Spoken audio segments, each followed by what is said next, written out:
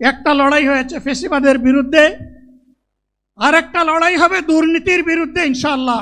এই 54 বছরে বাংলাদেশের ভাগ্যের পরিবর্তন হয় নাই, জনগণের নেতার পরিবর্তন হয়েছে, তাদের অনেক বাড়ি গাড়ি হয়েছে।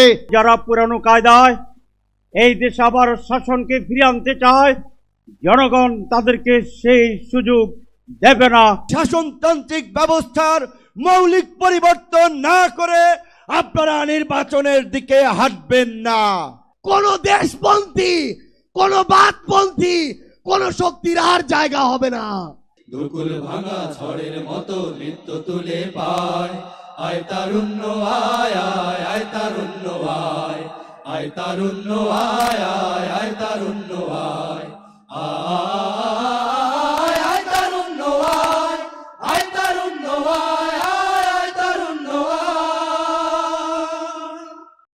প্রিয় উপস্থিতি, আপনাদেরকে অনুরোধ করব আজকের এই জাতীয় সমাবেশ থেকে আমাদেরকে বাংলাদেশ প্রশ্নে ঐক্যবদ্ধ হইতে হবে। দেশের স্বাধীনতা, সার্বভৌমত্ব, অখণ্ডতার প্রশ্নে, বৈষম্যহীন বাংলাদেশ বিনির্মাণ করার প্রশ্নে আমাদেরকে ঐক্যবদ্ধভাবে কাজ করে যেতে হবে।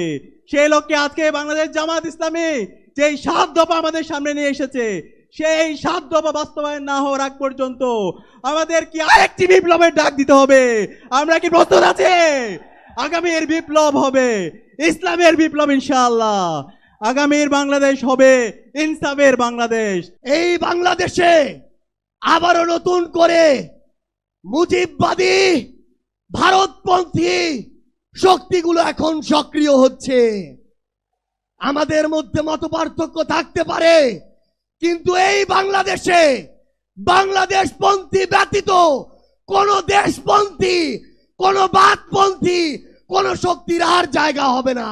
তারা জুলাইয়ের আকাঙ্ক্ষার যে প্রত্যাশা ছিল, এখনো শহীদ পরিবার তা পাচ্ছে না। এর যে দুঃখজনক, আমাদের জন্য আর কিছুই হতে পারে না। আপনারা স্বাভাবিক কোন প্রক্রিয়ায় ক্ষমতায় বসেন নাই, হাজার হাজার ছাত্র জনতার রক্তের উপরে আপনারা ক্ষমতায় বসেছেন। এই জুলাই মাসের মধ্যে শহীদ গাজীদের স্বীকৃতি দিয়ে জুলাই প্রক্লেমেশন ঘোষণা করতে হবে।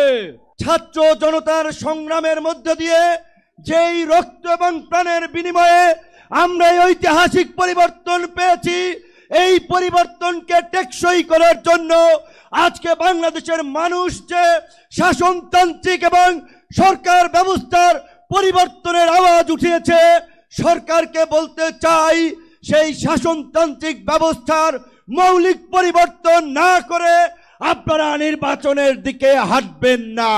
জামাত ইসলামী কোন সন্ত্রাসবাদকে পছন্দ করে না। ইসলামে জঙ্গিবাদের কোনো স্থান নেই। বাংলাদেশ এই জায়গায়ও কোনো জঙ্গিবাদ মাথাচাড়া দিয়ে উঠতে পারবে না, পারবে না, পারবে না। এই লড়াই সংগ্রামের মূল লক্ষ্য হচ্ছে নতুন বাংলাদেশ।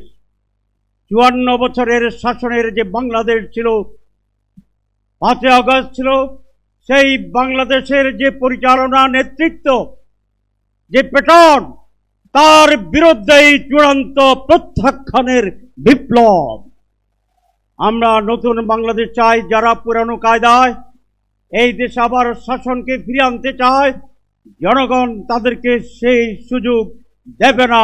এটা জনগণকে ভেবে দেখার জন্য আমি আহ্বান জানাচ্ছি। এই 54 বছরে বাংলাদেশের ভাগ্যের পরিবর্তন হয় নাই, জনগণের নেতার পরিবর্তন হয়েছে, তাদের অনেক বাড়ি গাড়ি হয়েছে, জনতার পরিবর্তন হয় নাই। জামাত ইসলামী তার প্রতিষ্ঠা লগ্ন থেকেই বিশ্বাস করে মানুষের তৈরি আইন দিয়ে মানুষের ভাগ্যের পরিবর্তন হয় না। যে ভাগ্যের মালিক আল্লাহ, সে আল্লাহই যে আইন দিয়েছেন, এই মানুষের ভাগ্যের পরিবর্তন করতে পারে। আগামী দিনে আমাদেরকে জনগণের ভাগ্যের পরিবর্তন করতে হলে, 18 কোটি মানুষের ভাগ্যের পরিবর্তন করতে হলে 18 কোটি মানুষের সৃষ্টিকর্তা মহান রব্বুল আলামিনের আইন দ্বারাই এই ভাগ্যের পরিবর্তন সম্ভব। তা আগামী দিনে আমাদের স্লোগান হবে, আল্লাহর আইন চাই, সৎ লোকের শাসন চাই। যাদের ত্যাগ এবং কুরবানির বিনিময়ে 15.5 বছরের কঠিন অন্ধকার যুগের যাতাতলে পিষ্ট হয়ে যারা তিলে তিলে দুনিয়া থেকে নির্যাতিত হয়ে বিদায় নিয়েছেন, অপশক্তির বিরুদ্ধে প্রতিবাদ করতে গিয়ে বিদায় নিয়েছেন, যারা লড়াই করে আহত হয়েছেন, পঙ্গুত্ব বরণ করেছেন, আমরা তাদের সকলের কাছে গভীরভাবে ঋণী। মহান আল্লাহর দরবারে তৌফিক চাই, বাংলাদেশ জামাতে ইসলামীর অস্তিত্ব যতদিন থাকবে আল্লাহ যেন তাদের ঋণ পরিশোধ করার শক্তিটাও ততদিন আমাদেরকে দান করেন। একটা লড়াই হয়েছে ফ্যাসিবাদের বিরুদ্ধে, আর একটা লড়াই হবে দুর্নীতির